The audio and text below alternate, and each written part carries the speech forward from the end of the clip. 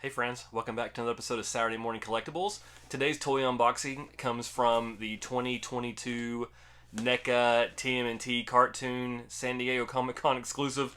That was a mouthful. Premonition of Premutation. So let's get into it.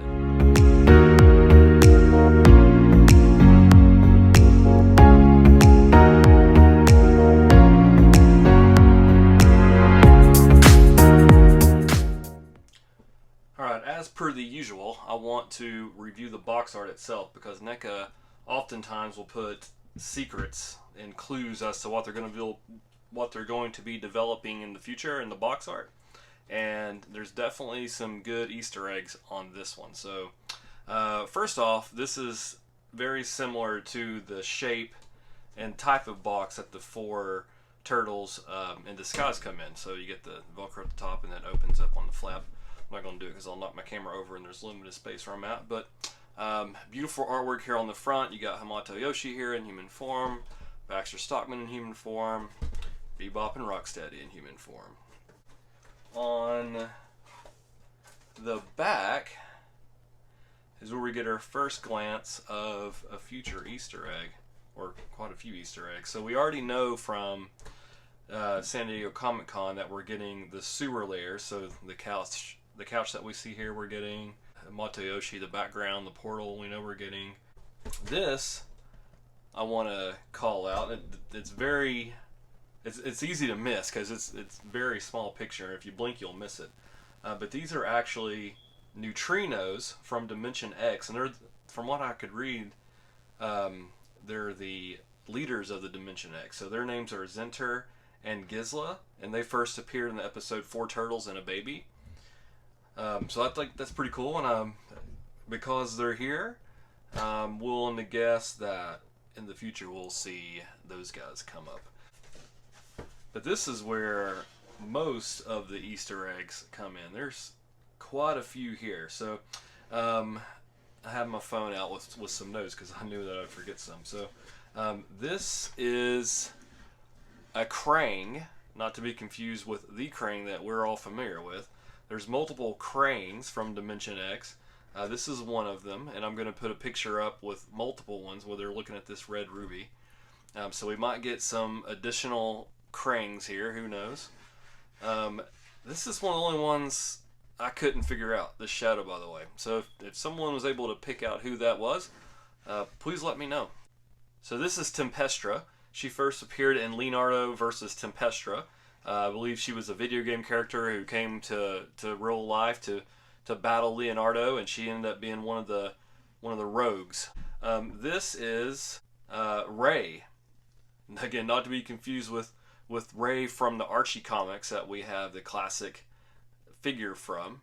Also, NECA is releasing also, by the way. But this is Ray from the episode Rebel Without a Fin.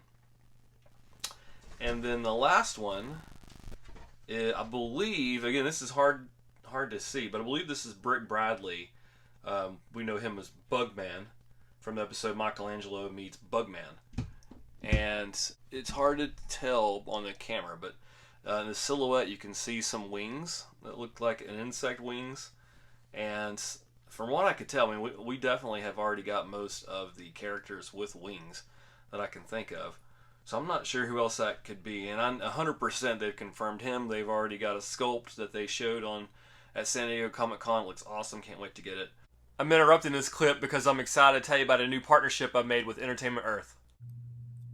Entertainment Earth is your one-stop site for all your current collectible and action figure needs.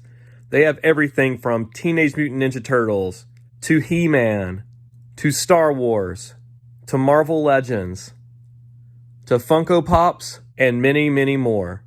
Basically, you name it, they got it. Now to the end of the year, you will receive free shipping on your order when it totals $39 or more. In addition to that, for every item that is in stock, you will get an automatic 10% off that item. So you ask, how does that apply to you?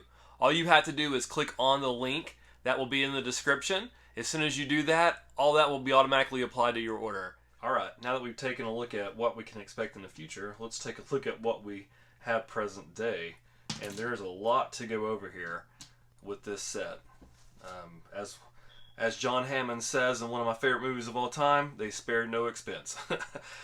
So we get 4 hands for human Bebop and 4 hands for human Rocksteady, in addition to the 2 hands that they come with. We get hands from human Baxter Stockman and human Hamato Yoshi. Let's take a look at the figures themselves, and then we'll wrap up with all the individual accessories. So this is human Bebop. Guy looks great. Looks just like he did in the cartoon. He's a lot taller than his mutated form, from what I can tell. But very well done. The head is on a really great swivel. I mean, he can look pretty far down. Look, well, this is kind of restricting him from looking too far up, but still, he's got his mohawk here. I would not try to take it off. I saw a picture of somebody that, unfortunately, before they even opened it, it had already come loose, so be careful there. Like usual, we get the shoulder and hands come off, shoulder joints, waist swivel, knees, ankles. What I can't tell though is there's a... Okay. Yeah, we do move. It's above the elbow. It looks like it's up on the sleeve is where the swivel is. But it does move. Cool. So there's a human Bebop. Human Rocksteady is my favorite one. The detail on his face is awesome. It looks just like the cartoon. I can hear his voice now coming through the television. What I will say is he's a lot shorter and bulkier than the Rocksteady that we probably all remember, the Rhino version. Which I find that interesting. But yeah, so let's take a look here. We got, again, the head swivel, pretty good rotation. The waist feels like there's something in there keeping it, it's not moving too much, but I mean, good enough. We got shoulder joints, hands come off. Do these elbows bend? Yes, but not too much. Probably have to work with that a little bit. We got leg joints at the hip, the ankle, and the kneecap, like usual. Also, like usual, they're pretty stuck together, so gonna have to work with those some to get those loosened up. We got human Baxter Stockman.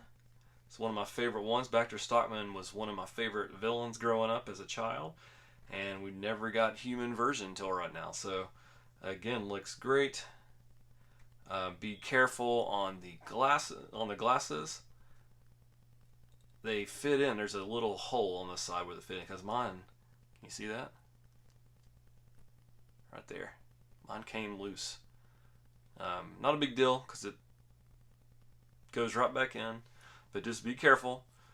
Again, I saw some factory defects where somebody had, before they even opened it, the glasses had broke in the middle right here at the nose piece. So just be careful.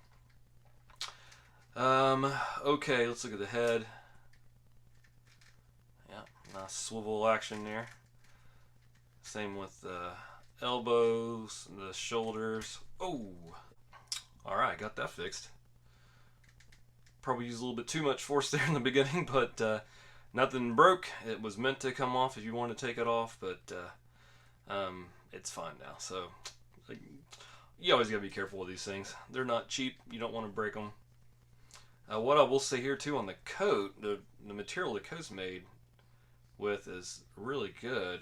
It doesn't feel like cheap plastic at all. It's got some good flexibility to it. Good waist action here. Knee, ankle joints, leg joints. Human Baxter. The coat, the details look really great. The hair looks really good. Nothing negative to say on this guy. Super glad to have him in the collection finally. And then last, Hamato Yoshi.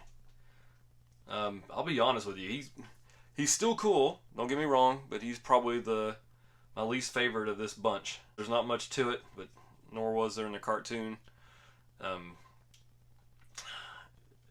We got some good artwork on the legs and the coat.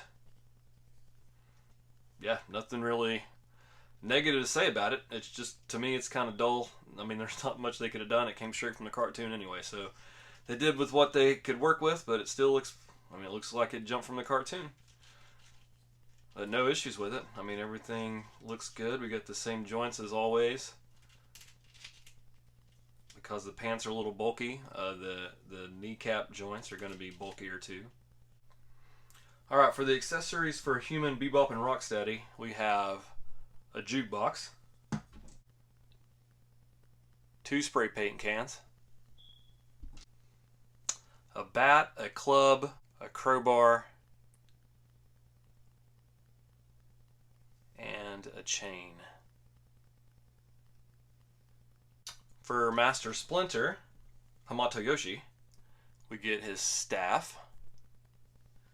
And one of the coolest accessories of this set is the jar that he finds in the sewer of the turtles. And NECA was so kind to give us the 4 little baby turtles. This is, I doubt they'll pick up just because they're so teeny. We get all 4 of them with their little bowl. That's really cool. So for Baxter, he's got the coolest accessories in this set. It comes with a Mauser, so if you weren't fortunate enough to get the Mauser set, or maybe you just didn't want to, if you bought this set, you get a Mauser. You only get one, but maybe that's all you need. But awesome detail. There's a mouth open. The head moves around pretty nice. Good head swivel. Just trying to see if this opens. It looks like it might, but yes. Does open. Look at that. That's cool. I think you got to display it with the mouth open. Be careful with the legs. They're not too sturdy. They're not big. I think they could probably break pretty easily.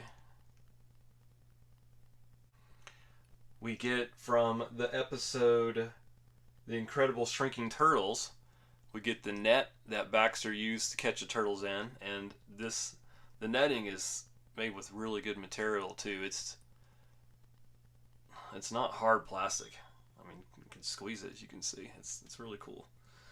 You get the jar with the 4 turtles in it. The jar lid does come off. You so choose. You can take the turtles out and put them in the net, I guess, if you want to. I don't know if you can see that better or not. They're really small. Yeah, you can't tell them apart. They don't. It was really hard, I'm sure, to get that much detail on them. I mean, it's just pretty cool that they were able to do this in general. We have the blue device that Baxter used to track the turtles down. Again, be careful with that. That could break pretty easily. But pretty cool detail. I think this plain human Baxter, he's got to be holding this, right? This is the coolest handheld device that he's got. Actually, you know what? I spoke too soon. We have this device. This came very early on in the Turtle series. I believe it was season 2, Eye of Samoth. And I don't know if you remember that, but this is I hope I'm pronouncing it right. Samothometer. It was used to track down the pieces in that episode.